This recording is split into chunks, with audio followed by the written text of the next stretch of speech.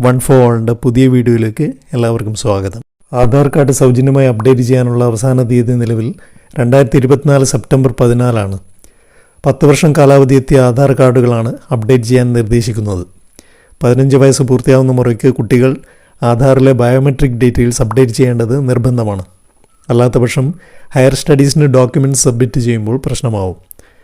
മുതിർന്നവരുടെ ആധാർ നോക്കുകയാണെങ്കിൽ കുറച്ചുപേരുടെ residential address മാറിയിട്ടുണ്ടാവും. അതുപോലെ റേഞ്ച് പ്രോബ്ലമുള്ള മൊബൈൽ കണക്ഷൻ മാറ്റിയിട്ടുണ്ടാവും. ചിലരുടെ അപ്പിയറൻസ് 10 വർഷം കൊണ്ട് നല്ല മാറ്റം വന്നിട്ടുണ്ടാവും. അവർക്ക് ഫോട്ടോ അപ്ഡേറ്റ് ചെയ്യാം. ആധാറിലെ ഫോട്ടോ ഗ്ലാമർ കുറഞ്ഞു പോയി എന്ന് തോന്നുന്നവർക്കും ഫോട്ടോ അപ്ഡേറ്റ് ചെയ്യാം. നല്ല ലൈറ്റിംഗ് ഒക്കെ കൊടുത്ത് ഫോട്ടോ എടുക്കുന്ന ആധാർ സേവാ കേന്ദ്രം തിരഞ്ഞെടുക്കണമെന്ന് ശ്രദ്ധിക്കുമല്ലോ.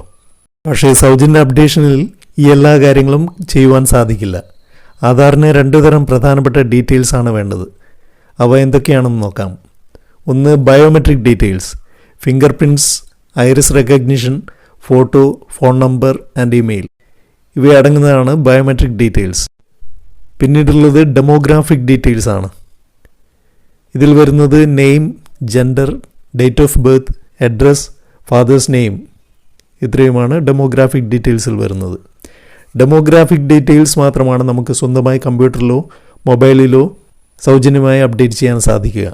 ബയോമെട്രിക് ഡീറ്റെയിൽസ് അപ്ഡേറ്റ് ചെയ്യാൻ ആധാർ സേവാ കേന്ദ്രങ്ങളിൽ തന്നെ പോകണം. ഇവയ്ക്കുള്ള ചാർജുകൾ ഇങ്ങനെയാണ്. ബയോമെട്രിക് ഡീറ്റെയിൽസ് അപ്ഡേറ്റ് ചെയ്യാൻ 100 രൂപ, ഡെമോഗ്രാഫിക് ഡീറ്റെയിൽസ് അപ്ഡേറ്റ് ചെയ്യാൻ 50 രൂപ.